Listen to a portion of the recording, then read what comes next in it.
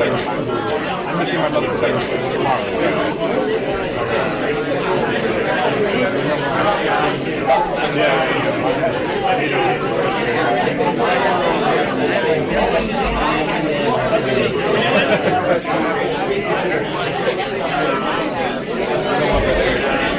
Congratulations! I'm so excited for you.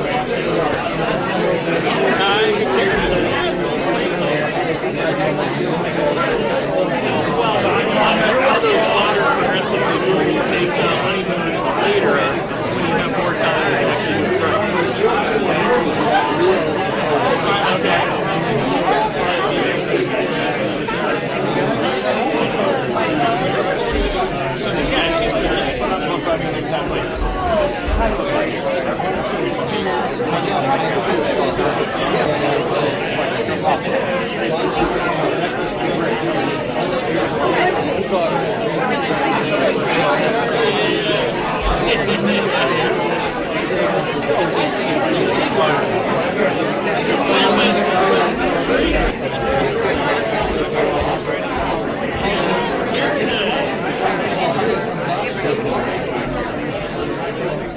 But you'll find yourself doing this now.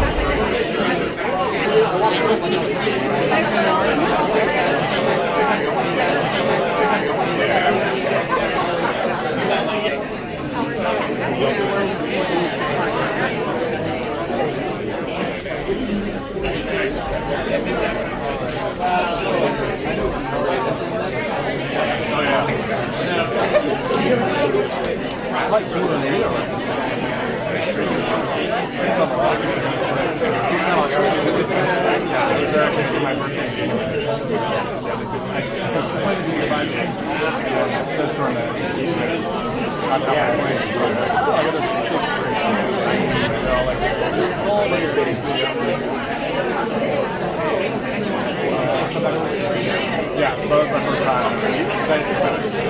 We're trying to make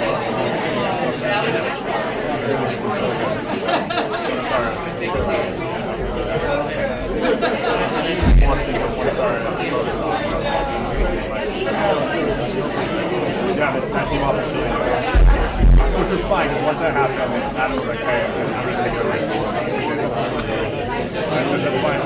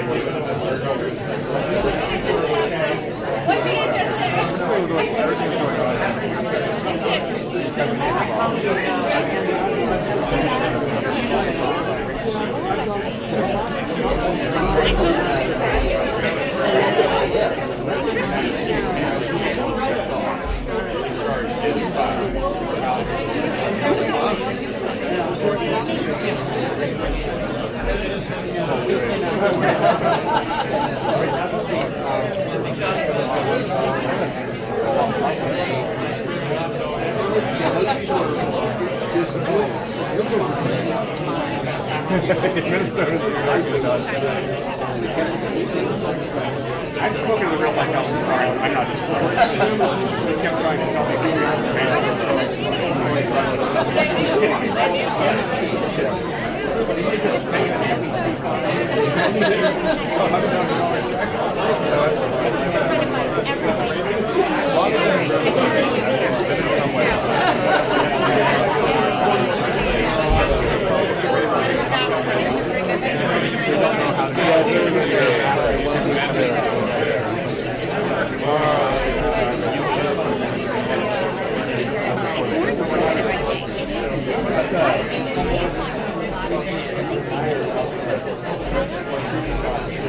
who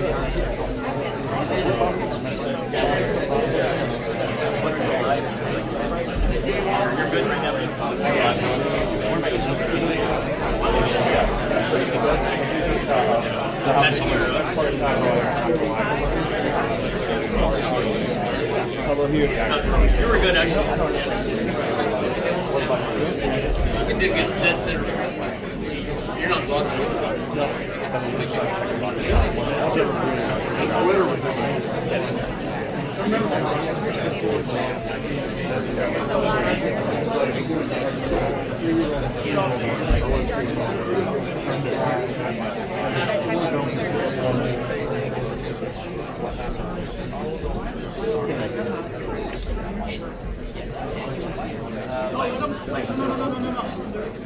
He's Ukraine, high level. Let's directly to them. High level. He's not in the box. Oh, he's on the box. It's directly. Oh, that's what they changed. That's all you want.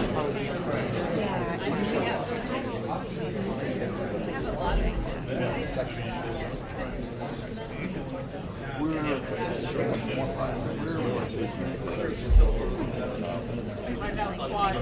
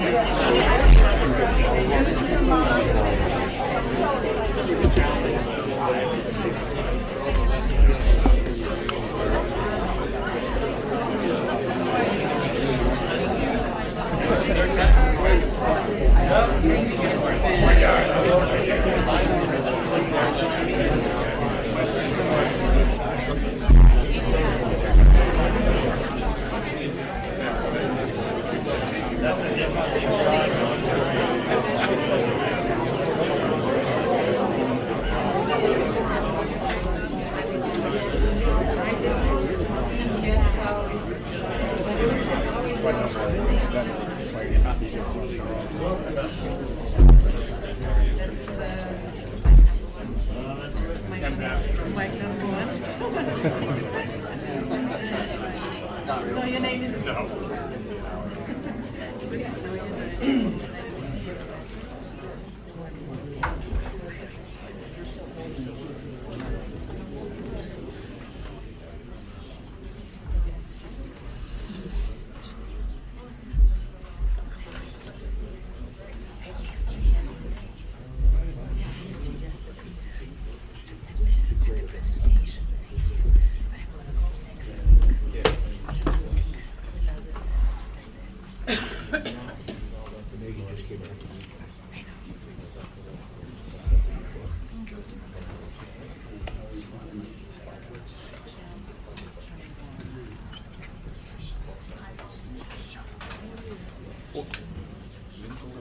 Все добре.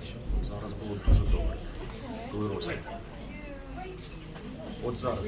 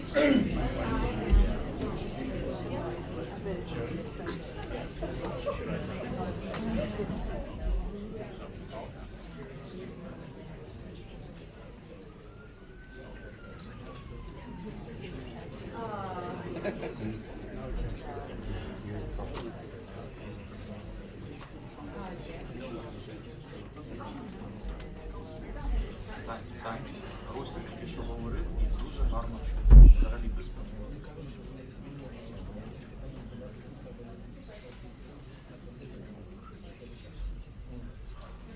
Коли він тільки що говорив, це нормально.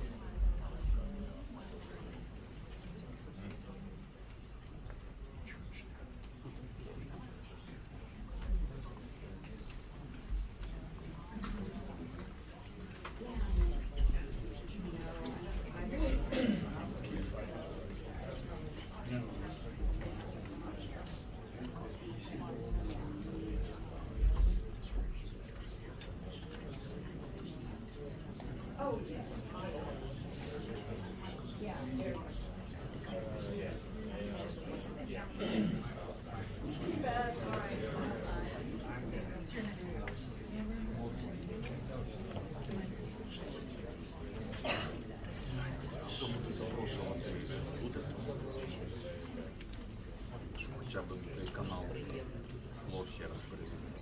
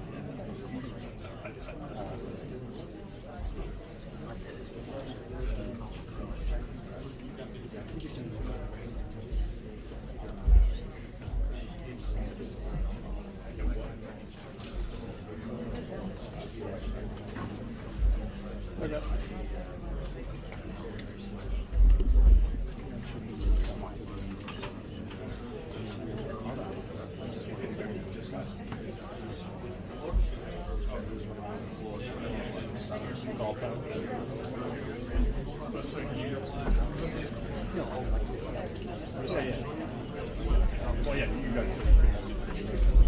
I keep thinking like, someone has to negotiate.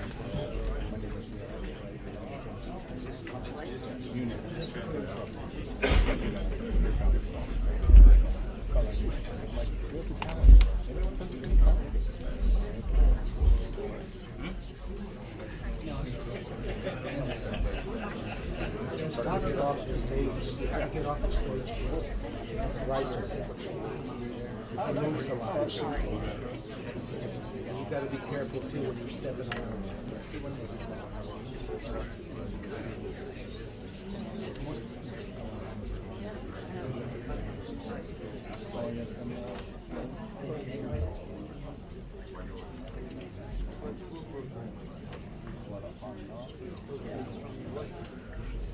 Знаємо, переклад все добре.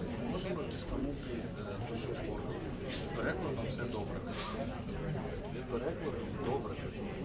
Треба мені безпосередньо казати. Я не чую. Переклад ідеальний. Я флор не чую.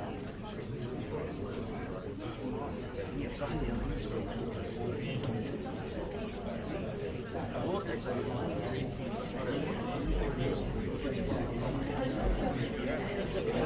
а переклад що робить? Они будут вот этот микрофон, который я буду говорить, просто посчитать раз.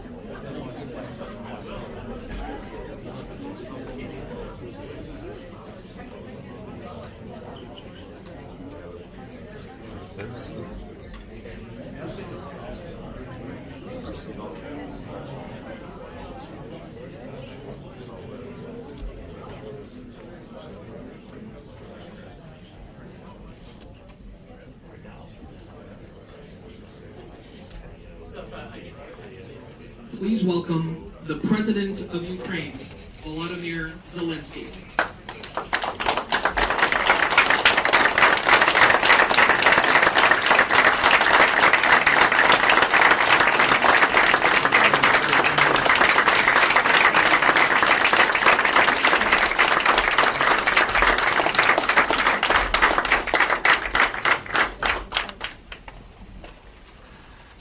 Please welcome to the stage, Director of the Ronald Reagan Institute, Mr. Roger Zakheim.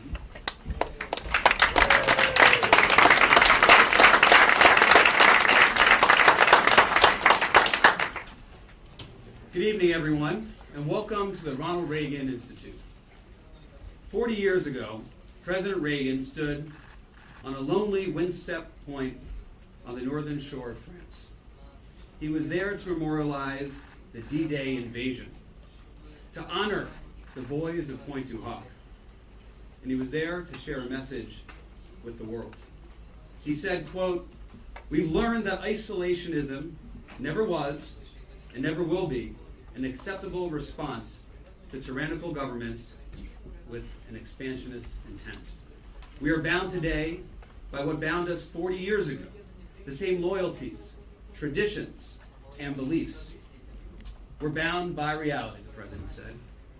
The strength of America's allies is vital to the United States, and the American security guarantee is essential to the continued freedom of Europe's democracies.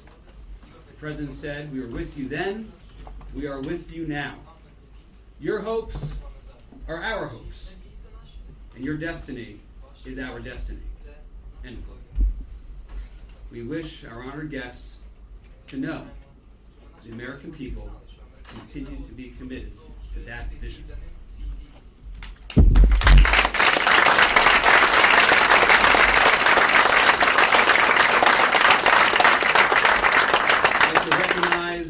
Honor, President Zelenskyy, we are humbled to have you here during this very consequential week in Washington, D.C.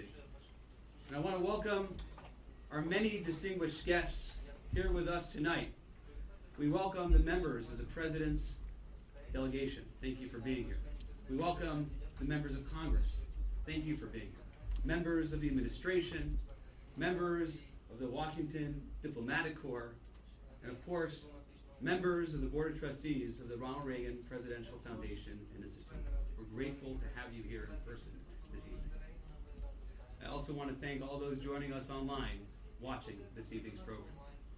Now, the Reagan Institute, which I'm privileged to lead, is the Washington, D.C. home of the Reagan Foundation, right here on Lafayette Park, across from the White House, that President and Mrs. Reagan once called home. And the mission of the Reagan Institute is to shape the future and to elevate and encourage the leaders of today who embody the timeless values championed by President Reagan. President Zelenskyy is such a leader. President Reagan said in his 1980 inaugural address, quote, "Above all, we must realize that no arsenal and no weapon in the arsenals of the world is so formidable as the will and moral courage of free men and women." He continued, "It is a weapon our adversaries in today's world do not have. It is a weapon that as Americans we do have. Let that be understood by those who practice terrorism and prey on their neighbors." End quote. The will and moral courage of free men and women is not exclusive to America's arsenal. It is a powerful weapon that Ukrainians have too, as they repel a brutal invasion by an authoritarian neighbor. President Zelenskyy has rightly said, after the horrific attack yesterday, particularly on the Children's Hospital in Kyiv, that those who show only sympathy for Ukraine, quote, "mere concern does not stop the terror. Condolences are not a weapon." Now that is something Leader McConnell understands well. From the beginning of this awful war, he has been a crucial figure in ensuring that America provides security assistance to Ukraine. Countless times, he has taken up the cause of Ukraine's defense on the Senate floor, even when it was politically difficult to do so. Leader McConnell, thank you for continuing to demonstrate the kind of leadership that President Reagan knew was essential to the future of democracy itself. Ladies and gentlemen, join me in welcoming the Senator Mitch McConnell.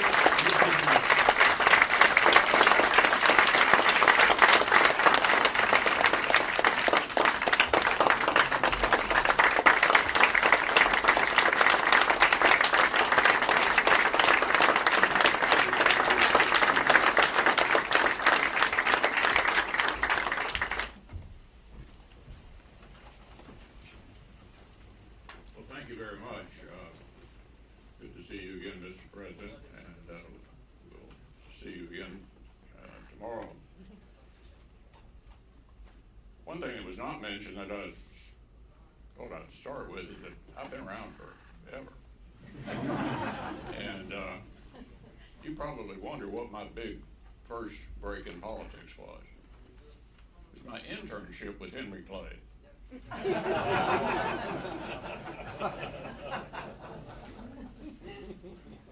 The world remembers Ronald Reagan as the great communicator, and rightly so. With plain-spoken persuasion, he took an animated principle, peace through strength, the halls of power from London to Berlin and Tokyo to Geneva.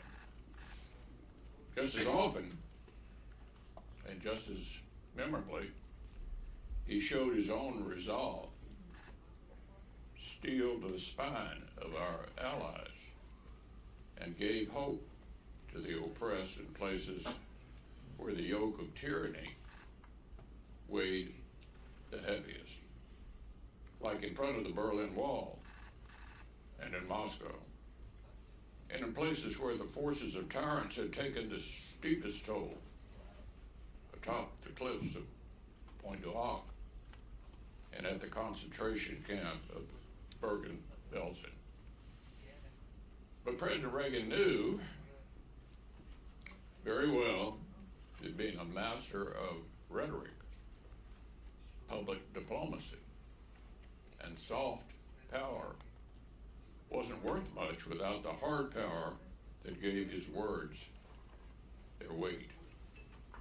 He knew that telling Gorbachev to tear down the wall that imprisoned the captive nations of the Soviet Union only packed a punch because the arsenal of democracy, which had spent years rebuilding, was backing it up.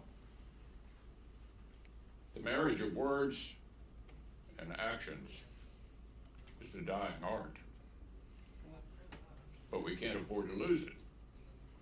The West must ensure that our promises and our threats are backed by hard power, and nowhere are the West's interests and the credibility of its commitments more plainly and immediately at stake than on the front lines of Ukraine. I'm honored that President Zelenskyy is with us this evening. For more than 2 years, the people of Ukraine have backed words of defiance with acts of tremendous courage. I got to meet him the first time in Kyiv about 2 months after the invasion. And he has been an inspiration not only to the Ukrainian people, but to us as well. It's not difficult to imagine what President Reagan would have thought about a democratic nation whose sovereignty his actions helped secure, facing the sharp edge of Russian aggression yet again. It's no mystery where he would have stood while a proud nation gave its sons and daughters to beat back neo-Soviet imperialism, asking only that America and the West have its back. Our 40th president understood the hopes of nations struggling to join the American-led order of democracy and self-determination. More importantly, he understood that supporting their democratic aspirations wasn't a matter of charity. As he put it in his State of the Union in 1985, we must not break faith with those who are risking their lives to defy Soviet-supported aggression and secure rights which have been ours from birth. Support the freedom fighters in self-defense, end quote. Equipping friends to resist authoritarian aggression was in America's interest 40 years ago, and it still is today. But what exactly does a Reagan foreign policy mean in the current moment? What does the call to peace through strength require of us in the face of revisionist powers, rogue states, and rabid proxies? I would suggest that first we ought to focus on the places where freedom, where peace is threatened the most, and recognize their most urgent needs. Our friends on the front lines of authoritarian aggression and terrorist savagery don't need hand-wringing hesitation or second guessing. They need the tools to defend themselves, to impose costs on their aggressors, and to negotiate from positions of strength. Slow-walking aid to Ukraine didn't stave off further Russian escalation. It only guaranteed that this terrible conflict will be longer and bloodier. Considering further assistance will weaken Ukraine's hand and risk emboldening the very tyrant we hope to defeat. By the same token, micromanaging Israel's defense strategy doesn't lessen the cost of war for innocent civilians there. It just shields the terrorists responsible for justice. Our friends in Israel and Ukraine are fighting existential wars of survival. Their enemies are working together to weaken the American-led order. The security of the free world will either be strengthened by our friends' victory or weakened by their defeat. They deserve our support. This is Reagan 101.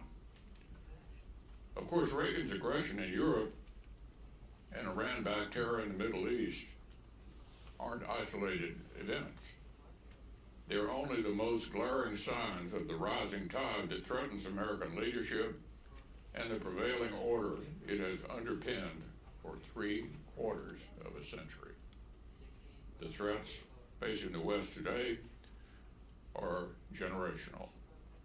Deterring and defeating them requires long-range vision and long-term commitment. We must be willing to outcompete and outlast our adversaries. These are the challenges that President Reagan would no doubt find quite familiar. Today, our European allies are recommitting themselves to meeting the demands of collective defense. But returning from their holiday from history to support Ukraine is not enough. It's not enough to focus on a single point of the axis arrayed against us. It's not enough to limit long overdue defense investments to one-off special funds. The success of the NATO alliance and of the American-led order is premised on collective defense. To a degree that some of our allies still haven't grasped, European commitment is essential. And sharing the burden of global challenges means sustaining serious investments in higher levels of military readiness. Credibility, capability, and capacity can't be surged on a moment's notice. They can be purchased at the corner store. They can't be purchased at the corner store. They must be honed and preserved over a lengthy period of time. NATO members must also recognize that the connected threats to our shared interests extend far beyond European borders. Our allies and partners from the Indo-Pacific have traveled to Washington this week because they see these connections clearly. Because the outcome of Russia's war in Ukraine matters to them. Likewise, European allies need to recognize how the growing poses to our partners in Asia matters to them as well. Territorial integrity, sovereignty, freedom of navigation.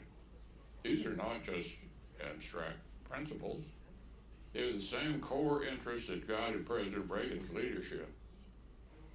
And they're being challenged today all over the world by Russia, China, and Iran. Isolationists on this side of the Atlantic must face the fact that American leadership is as indispensable today as it was 40 years ago, that our credibility is not divisible, and that European security and prosperity is tied inextricably to our own. Those in America who discount the connections between the threats we face are increasingly isolated. As the Reagan Institute's latest polling illustrates, overwhelming majority of Americans recognize the essential roles of American leadership and of the NATO alliance in preserving our closest trading relationships in Europe. As Speaker Johnson pointed out yesterday, they also recognize the importance of the supplemental investments Congress made earlier this year in supporting our friends on the front lines and rebuilding the arsenal of democracy right here at home. 75 years of the transatlantic alliance has given us plenty to celebrate this week. But if collective security is to endure for the next 75 years, we'll need more leaders to start facing today's threats with the eyes of a cold warrior like President Reagan. Our words must be unapologetic. Our actions must be unrelenting.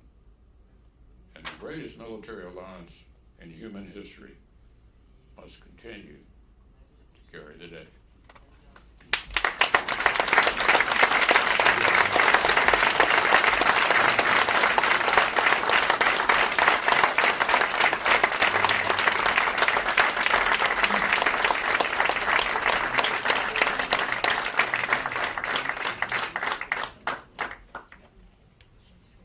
Please welcome to the stage Chairman of the Board of Trustees of the Ronald Reagan Presidential Foundation and Institute, Mr. Fred Ryan. Thank you, everyone, and thank you, Leader McConnell, for your leadership on this and so many other important issues, and for being one of Ronald Reagan's most trusted friends here in Washington, D.C. At his historic speech to the British Parliament, our 40th president said, quote, "We must be staunch in our conviction that freedom is not the sole prerogative of a lucky few, but the inalienable and universal right of all human beings." That conviction was the foundation of what became known as the Reagan Doctrine, a steadfast commitment that America would always stand with those around the world fighting to protect their freedom. For 2.5 years, the enduring bravery of the Ukrainian people has inspired us, while their sacrifice has been enormous. They have defied every prediction, fighting back against one of the most brutal invasions in modern history.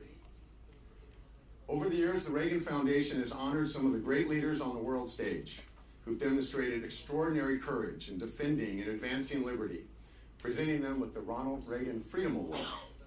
In 3 decades, only 10 leaders received this award, including Mikhail Gorbachev, Margaret Thatcher, and Lech Walesa. We proudly expanded that category and added to that distinguished list by recognizing a new leader who is here with us today. He has bravely met the moment and rallied the world behind the cause of freedom. In the always continuing clamor of American politics and Western politics for that matter, we can sometimes lose sight of the fact that political philosophies can last a long time, but that truthful, realistic, and brave political philosophies last forever. And that's why we at the Reagan Institute feel, and indeed are convinced, that Ronald Reagan is forever, because his thoughts and convictions are. They echo out and continue. And tonight, we are proud to give the bully pulpit and this stage to a man who stands for so many of the principles of Reaganism. Please welcome President Zelenskyy.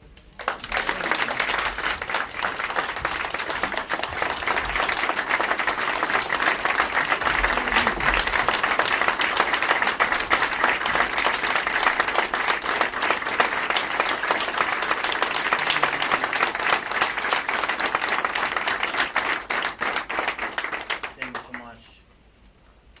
Thank you, first of all, for the invitation. Thank you very much, dear ladies and gentlemen.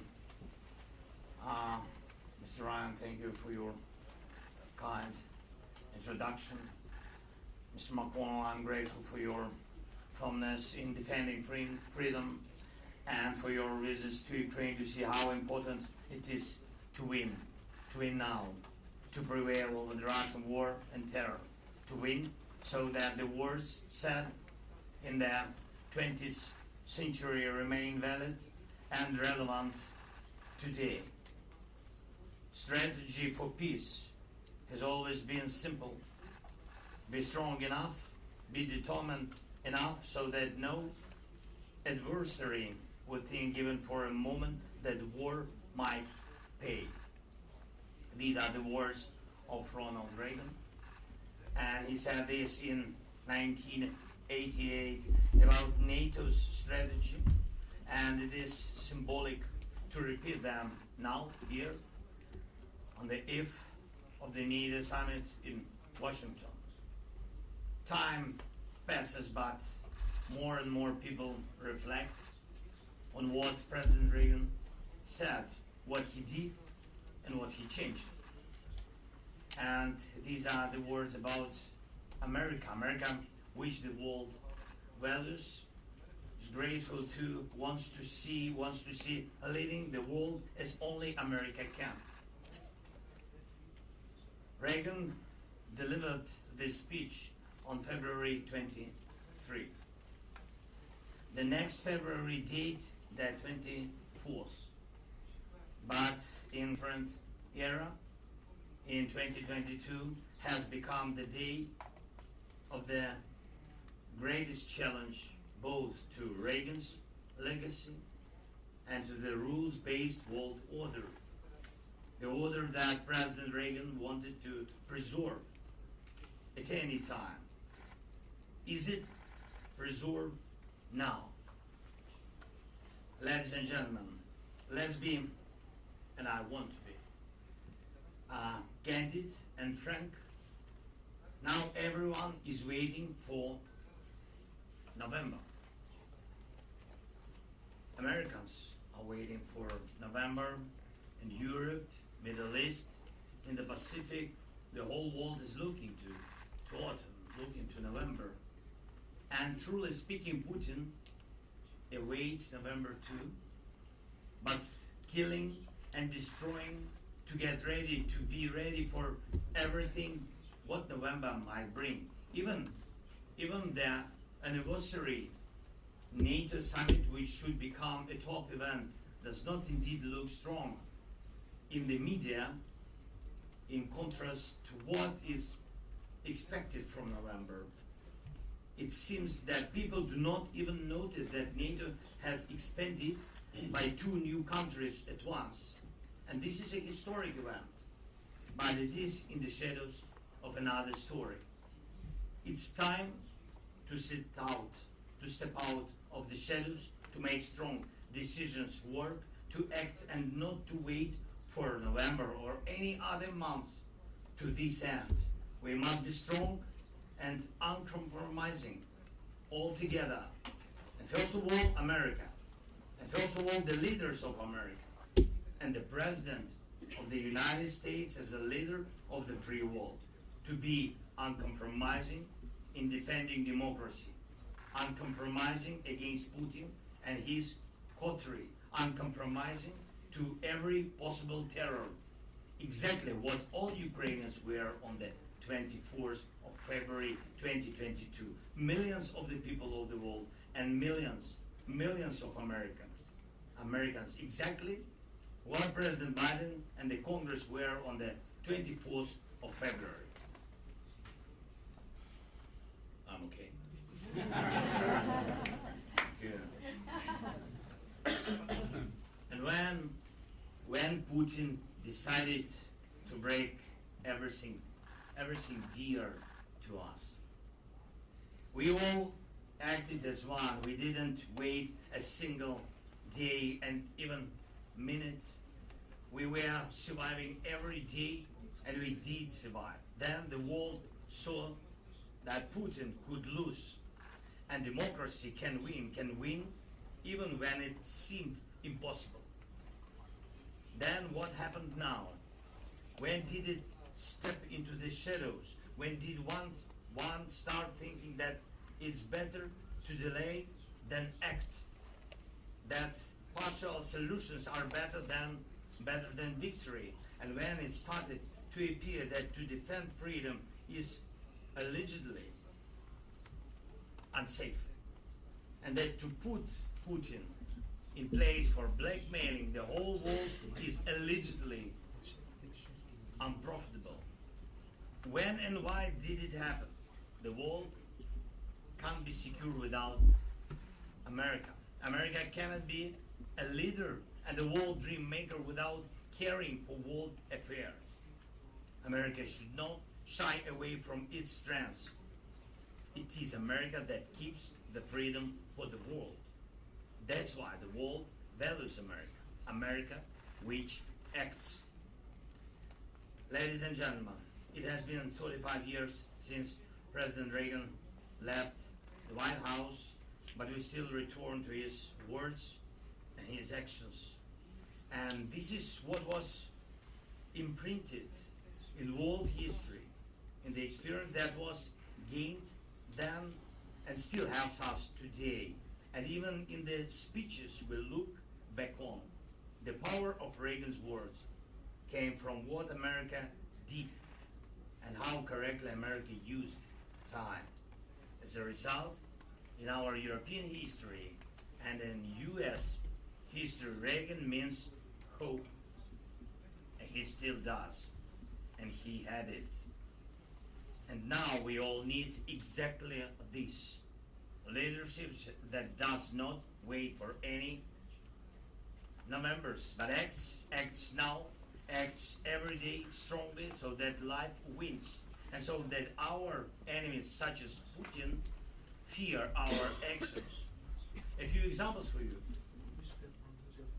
In May, June, we achieved an important victory. We stopped the Russian advance on Kharkiv, the second largest Ukrainian city, located very close to the Russian border. The Russian army was ordered to get into artillery fire range to shell Kharkiv. But the courage of our men and women, as well as the American permission to strike military targets in Russia, got the job done. And I am grateful to you. I'm grateful to President Biden for this permission and to everyone in the Congress who helped. This Russian advance has stalled, and we are pushing the Russian army out of areas near Kharkiv. We also destroyed the launches of Russian missiles that had been hitting Kharkiv for more than 2 years on a daily basis. And this gave Kharkiv protection from missile strikes. Imagine how much we can achieve when all limitations are lifted. Similarly, now we can protect our cities from Russian guided bombs if American leadership makes a step forward and allows us to destroy Russian military aircrafts on their bases. This will also yield an instant result. And we are waiting for this step. And we can significantly limit Russian actions in southern Ukraine and push the occupier out of there if American leadership assists us with the necessary deep strike capabilities against Russian military and logistics in our Ukrainian Crimea. And we are talking about this to all our partners, and all these steps would strengthen us as today exceptional decision of the US and partners to provide Ukraine with additional 5 Patriot air defense systems and dozens of others, and prioritize air defense interceptors for Ukraine. Ukrainian people are grateful for that. Thank you so much. And our actions to attain peace. We held the first peace summit attended by 101 countries and international organizations, and I'm grateful to the US for participating. Putin, in response, held his own summit, a war summit, in Pyongyang, in pair with Kim Jong-un, just to have more artillery, missiles, and mines so that Russia can hold on at least until the end of the year. Although he does receive weapons, Putin still shows how much weaker the conspiracy of dictators is compared to the power of a free world. We must react firmly. We must and can organize the second peace summit this year based on the peace formula, even more powerful and truly decisive. We need the support from the US. Ladies and gentlemen, today in several of our Ukrainian cities, Kyiv, Lviv, a mourning was announced in memory of the victims of the Russian missile strike. It happened yesterday, and during rush hour, more than 40 missiles of various types. One hit a children's hospital, specialized hospital where children with the most complex injuries and diseases were rescued from the hands of death. Cancer, heart diseases. 43 people were killed by this attack, almost 200 wounded. Russia always knows where its missiles hit, always. A direct hit and the hospital building was destroyed. Imagine these doctors, ordinary people, rescuers, all together clearing the debris, trying to save as many lives as possible. Did any of them wait? Did anyone who found themselves under the rubble ready to wait months? No, of course not, because it's senseless. Because when it is needed to save a life, what you do? You save the life. When it is needed to beat enemies, you beat enemies.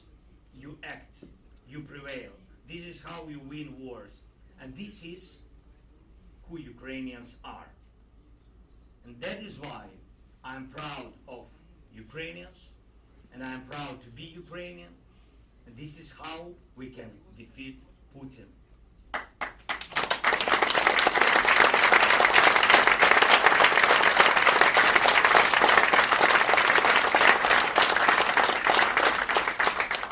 How much longer can Putin last? The answer to this question is right here in Washington. Your leadership, your actions, your choice, the choice to act now. And even these days, the NATO summit, which has to become a strong decisions are needed, and when we are waiting for them, and when we are counting on them. For 75 years, Europeans could be confident that no matter the friction within the alliance, no one, when talking to Russia, would trade the membership of European nations. But why does Moscow hope for this now? And why do the words Ukraine is a NATO member cause more fear not in Moscow? For decades, the world has relied on the principles of the territorial integrity of states and inviolability of nations' borders. But will these principles remain in force? We, in Ukraine, and all other neighbors of Russia, including those to whom America has alliance commitments, need answers. Our people are doing their best, the best of what is available to us in Ukraine. And we have proven more than once that the more we have, the harder it is for Putin to make war. He still thinks that war might pay. He still thinks that humiliating America might pay. During all his rule, he has been trying to humiliate America and break the lives of free nations.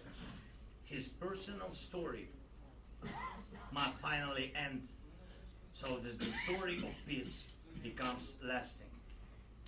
Together with America, the world is capable of doing the right things when we all act strong enough, determined enough, and this must be our strategy, exactly this, and right now, with all the American power that no Putins can repel.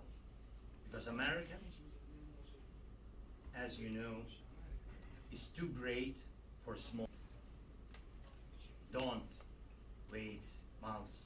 America can be great every day. Thank you so much for your support.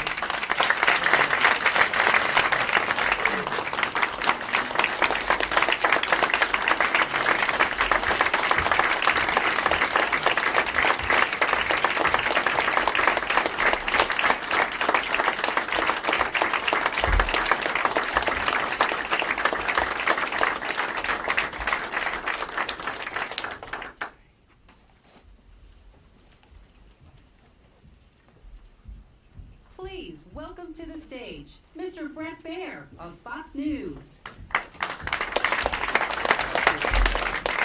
Mr. President, great to see you. Good to see you again, Brett. Thank you. I think we're going to try these handheld microphones, Okay. just to sound better.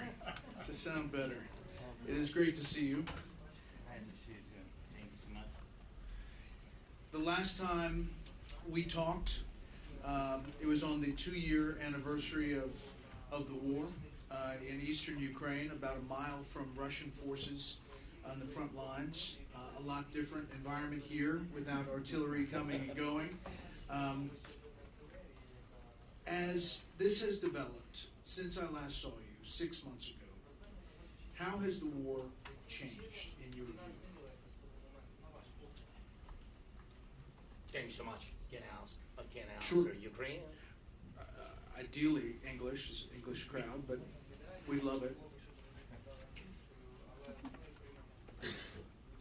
Oh, okay. Okay. That's right.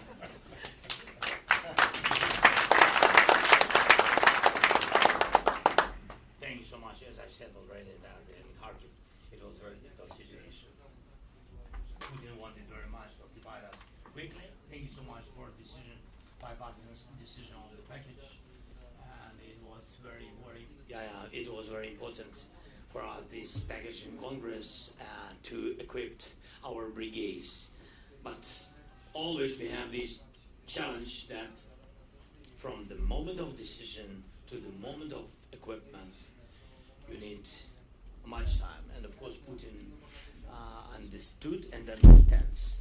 So he has this information. He wanted to use this pause in more than half a year pause in Congress with decision. That's why he wanted to occupy quickly Kharkiv, where 1.5 million, 1,500,000 people live now, very near to the border, but they live. He attack them each day because he wants to make a chaos there and push people to run out. That is the goal for him. He did it at the very beginning of the war. He did it. He tried to do it with a capital. People stood strong, and that's why we saved our capital. I think in our country, and so he tried. Coming back to your question, so he tried to occupy Kharkiv. We lost some villages which are through the border, our border, but people, God bless, people have been saved, and we took people away, and all people, pensioners, different people. I mean, that's because you know that he's not looking like yesterday, the day before yesterday. He attacked, and it doesn't matter for him whom to kill, soldier or a child, civilians, doesn't matter. That's why, of course, we moved people from these villages, and he didn't have success. God bless and help, and also our soldiers, of course, first of all, our heroic guys, so we stopped them. He couldn't do, he lost a lot of people. I'm speaking about thousands, thousands of people. So the price of this operation for him was very high. That is what been changed after our last meeting. Yes. And on the east, situation is difficult. We're still waiting for some equipment to equip brigades. So as I said, really, it's not a secret. We have 14th Brigade, which are till now not equipped. Yeah, so that's why we don't use them. But I hope that everything will come, especially after NATO summit. We'll have some additional packages with air defense and etc. So that is situation shortly. You see, maybe in Ukrainian, I can answer shortly. I like this. This is good. I do want to say that we're all really saddened by those devastating attacks, especially on the Children's Hospital in Kyiv. And I can hear in your voice how much it hits you, especially as a father.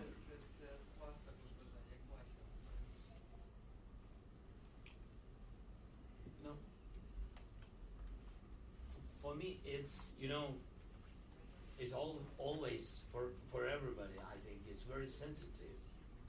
I'm the father. I'm the president. I'm a human. Yeah. So it's so difficult. It's so difficult to lose people.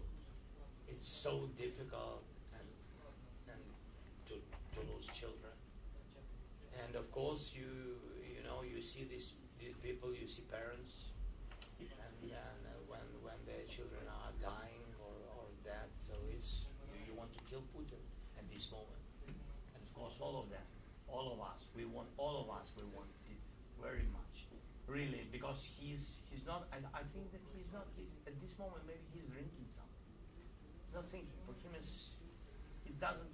I mean, it doesn't. For him, it doesn't matter what you know in Ukraine. So the attack was. What is the tragedy? It was not attack on some military object or something like this, and something was not good with a missile or something. No, the missile was exactly to the hospital. It's not the first time,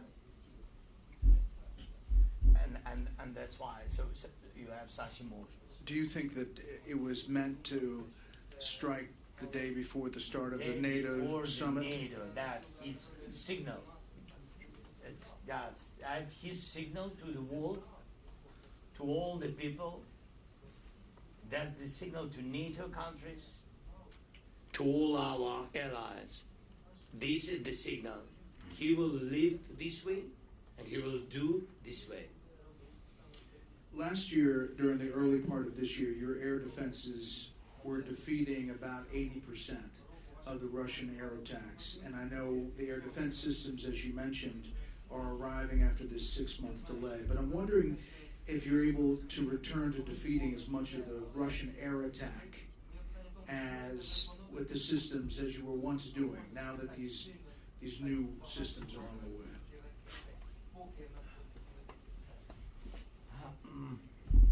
So, again, thank you very much for the decision of these additional 5 systems of Patriots. If they will help, they will help, of course. It's not enough. It's never enough. And you saw the result, attacks on Kiev, on the capital, which this defended well. So, but you saw that this is not enough. And it can be enough. And these 5 systems will help a lot, but it will not be enough. Because you know that we have to understand that the Russian army, they learn, they study each day. They're trying to attack systems, to destroy Patriots. They don't have success in it for today, but it's not enough. They use different missiles, different drones, ballistic, etc. So and we have not also to stay just at the same place. We also have to move to make strong steps with air defense, different kinds, modern one, and etc. So yeah, you're hopeful. But let me ask you this: the U.S. though continues to restrict the U.S. ATACMS from firing at targets inside Russia, and restricting the long-range U.S. HIMARS from firing inside Russia unless an attack is imminent on Kyiv. Can you just provide the audience here some sense or some understanding of what these restrictions mean for your forces and their challenges as a result to conduct an effective campaign against Russia? Some of these bases, air bases, include the one that launched the attack on the Children's Hospital yesterday. Yes. So, of course, we have permission to use HIMARS through the border, especially on Kharkiv, east and north of the country. Is it enough? Of course not. It's only a little number of those troops and bases which, from where Russia uses missiles and from where Russia attacks us each day. For example, if you take the example of Kharkiv, so they use per month 3,500 guided aerial bombs. 3,500. Do we have, of course, can we use batteries or something similar? For example, yes. But can we? No. Because we don't have so many missiles. And the world doesn't have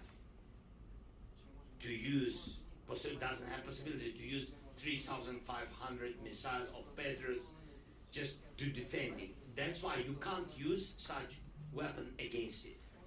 How they use these guided bombs? Using jets, where the jets stay on their bases. Do we know these bases? Yes. Do we know all of them? Yes. Would you want to strike them? Yes. But you're not being allowed to. But we can't. But somebody except us have to say yes. Yeah.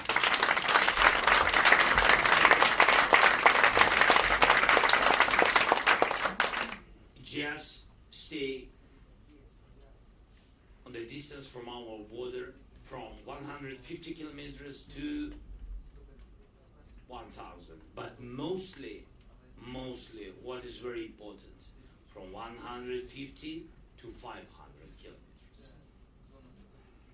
That means that if we have this very special weapon, some of them we have, and if we can use it on the territory of Russia, especially on these military targets, if we can do it, of course, we can defend civilians, hospitals, schools, children.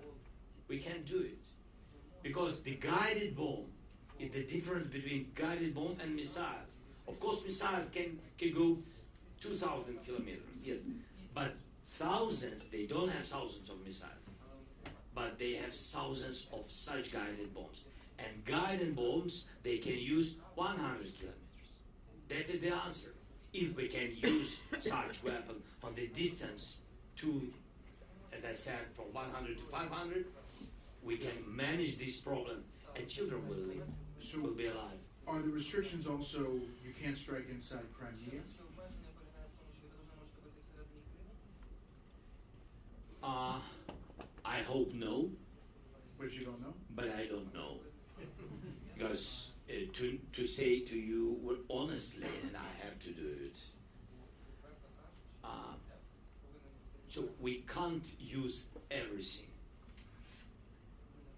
Everything? You will understand my English, yes? Yes. We can't use everything and everywhere in Crimea. You understand? Let me ask you another question about Crimea. Yeah, please. Will you negotiate with Putin over Crimea if it would end the war?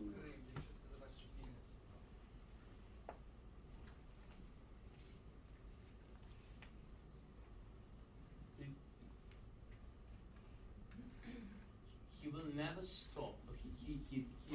I think he will love this idea very much. Because he need pause in this war. He need pause. That's why I said he's waiting for November. Maybe the policy in the United States maybe will change. I hope that it will never change. And it's very important for him to understand and to know. It depends only on decision of American people. It doesn't depend on any one person. You understand? And that's why he's always waiting how to divide the world, how to divide America, how to divide 8 different countries in Europe. He afraid of unity, and he needs pauses. To speak about Crimea, that the pause he need. He had Crimea. He occupied it in 2014 Crimea. Did he finish? No. Did he stop? No. Then he occupied Donbass. Now he's speaking that he needs Crimea and Donbass, and that's all. He's a liar, because he had it before full-scale invasion. He had it, especially Crimea and Donbass, the part of Donbass.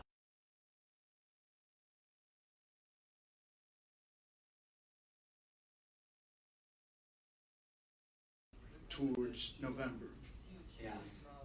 How closely are you following the day-to-day politics here in Washington and in the U.S.?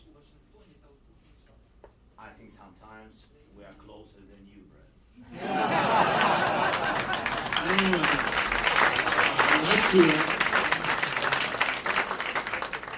We had to do it. We know a lot of things, not everything. Yes, and of course, it's not about our any messages to be influential. No, this is the choice of American people, and we respect it, of course. But we are trying to understand what will be, because our people, you know, all the changes in the United States. I mean, this, if they will have one or another direction, if the direction will not change, and or if something will change, our people, just people, they're afraid, because you have to know that you are the biggest strategic partner of Ukraine, the biggest who, and the first one who helped us at the very beginning of the war. Because at the very, very beginning we've been alone, and it was very difficult to us to survive. We did it, and then after your messages with your help was a very strong message to Europeans. Other leaders have confidence fully in President Biden's mental capability of handling national security crises and the war in Ukraine. I'm not going to ask specifics about that, but I want to turn it to how do you think Vladimir Putin views President Biden, and how do you think Vladimir Putin views former President Trump? Putin. Yeah.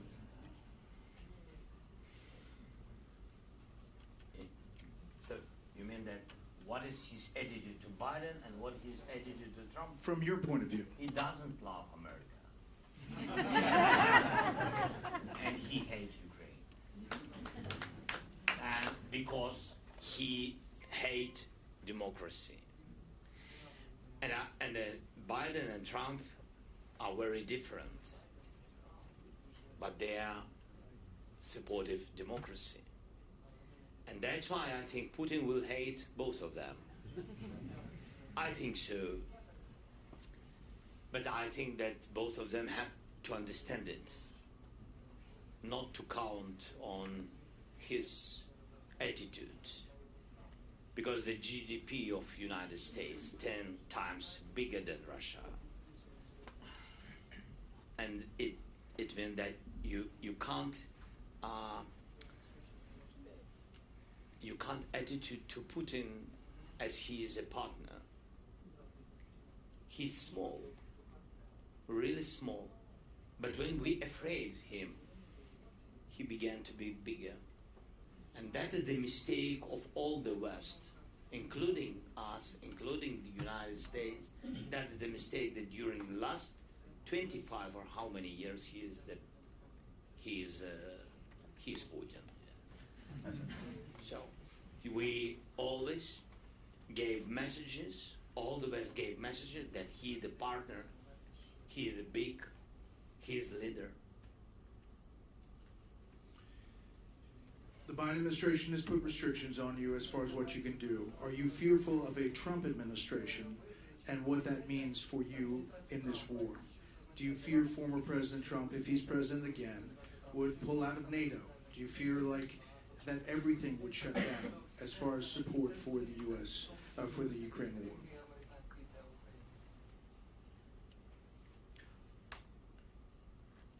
I don't know who will be the president of the United States. Neither do we. Yeah. I hope that that United States will never go out from the NATO. Otherwise, the world will lose a lot of countries, because such people like Putin. We will lose small countries which count on America in NATO, American leadership. We will lose Baltic, Poland, and other countries which are very sensitive to this topic. And I hope that United States will never seriously think to go out from NATO. I think so, but it's it's not my decision. I'm just sharing with you my thoughts. And I hope that if people of America will vote for President Trump, I hope that his policy with Ukraine will not change. It will not change. You don't think he can solve it in one day? I don't know. I don't know very well him.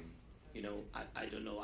I had meetings with him, and we had good meetings when he was the president, but we didn't went.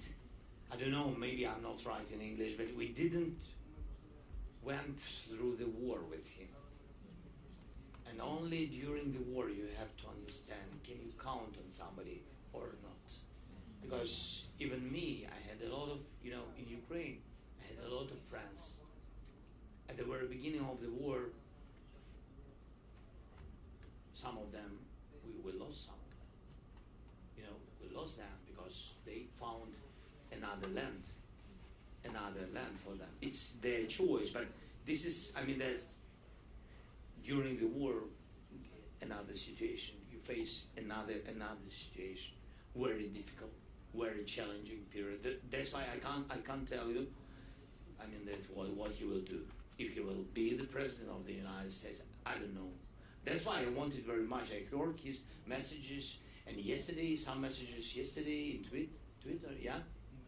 They've been very, with questions. That's why sometimes we need answers.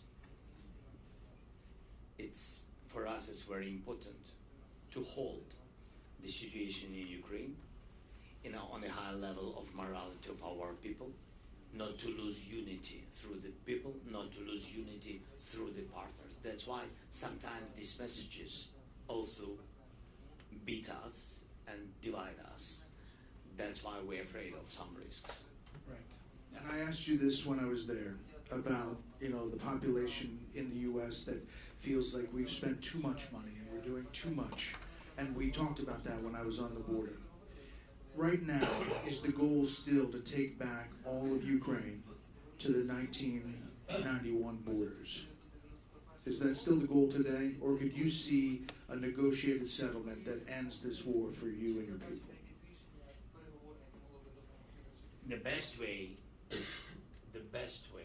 of course, after the first peace summit, to organize and prepare the plan and to organize during some months the second summit and have this document and to put Putin by majority of the world, to put him and to push him to stop the war. This is the best way. And when we speak about territories, you have to know that, first of all, of course, we need to save people, nations, and that's why.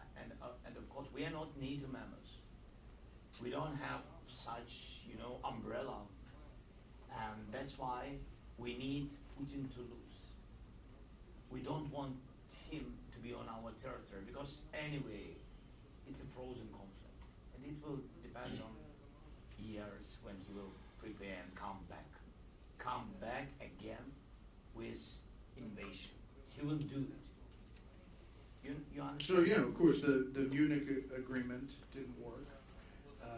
1938, a potential agreement you're saying with Putin may not work.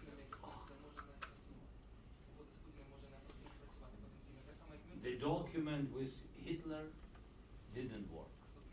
Why it has to work second time? I don't know. I think he loves the process. That's the problem. He loves the process. It doesn't matter what occupied. He loves the process and the process, and this is his history, and he will do it to one country or another, to occupation with military occupation or political occupation of Belarus, like he did it already, to divide Georgia, and for today to begin, and he really began to change their direction from EU direction again back to Russia. Now he's doing. We love Georgian people very much, and I hope that it will not be this way. It will not finish this way. But he loves this process.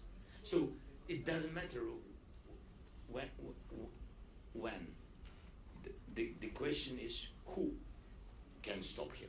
Two more things. President Biden gave you 31 Abrams tanks last year. What happened to those? Did they make a difference?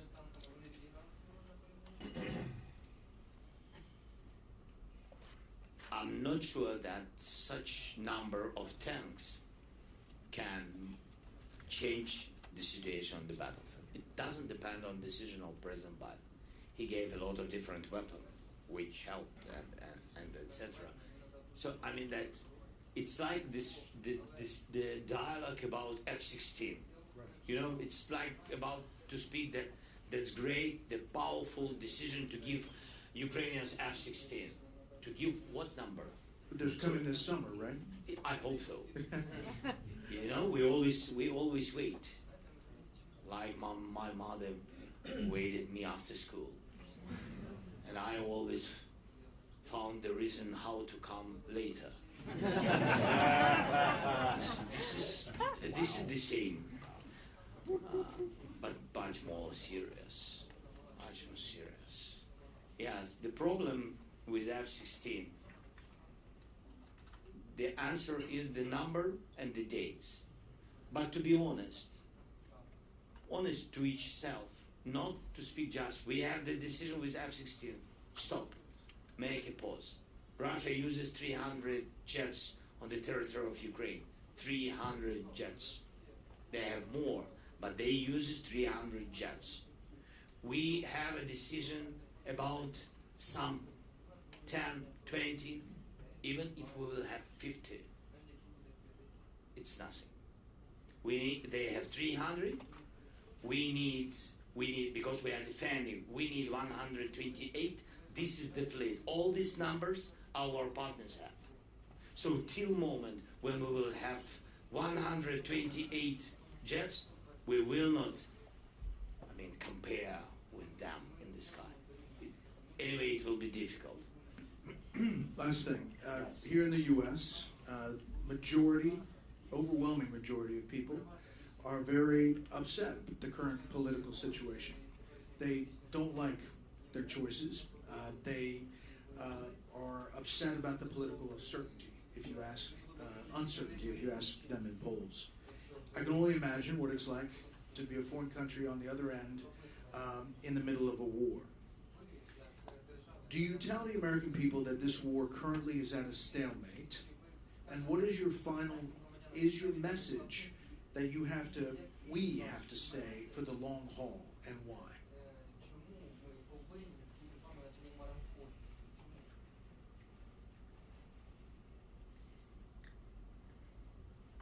This is the long dialogue. Yeah, really. I think mostly people understand that we are defending not only our country, not only our people, common values. We have the same families, we have the same understanding of the life. We are very, very fighting for freedom. And I think that people of the United States from the very beginning, they understood us. And the moment, as I said previously, that Putin will never stop on Ukraine. And you will see it. If we will not stop him, he will go further. He will go further, and he will go to the NATO countries. He will want to show that he can. He has to sell this information to his society.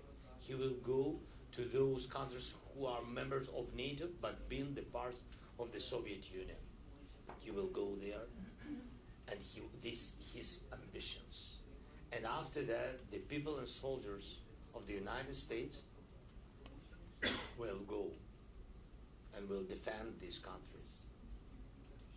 And it's tragedy for everybody to lose people's sons and daughters. And that's why I think till the moment Ukraine is strong, all the world pay a low price. I think so. Maybe I'm not right. But who wants to check? I'm not sure that is a good idea. And again, so a lot of, if to be pragmatic, Brad, so during the war, of course, we increased a lot of technological progress, and with cyber, and with drones, with sea drones, and etc. So, United States, when they gave us weapon, they took from us all this, all our knowledge and all this experience. Of course, we shared all these technologies with the United States because we are partners, and I think you've got it. A lot of companies and etc. And a lot of companies in the United States, they really had made big progress in production because the government of the United States pushed there, gave them money and a lot of contracts. So I think it helped. If it's to be pragmatic. So I think so. I think you are doing very well, but maybe it's those people who don't understand it now. Maybe it's okay, their choice, but they will understand it. They will understand it in the future. That the United States made a really right choice, made really to save democracy in the world, and this decision is making now on the territory of Ukraine. It's true. President Zelenskyy, thank you so much for this. Thank you so much.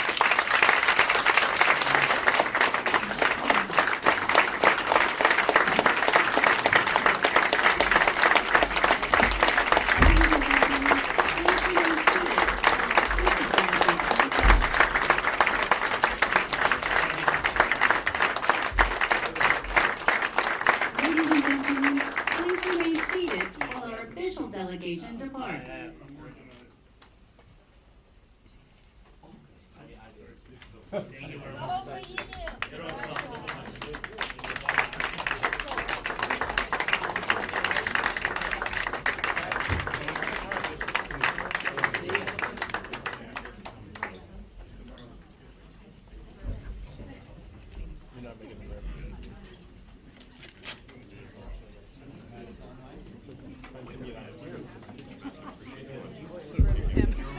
Other than the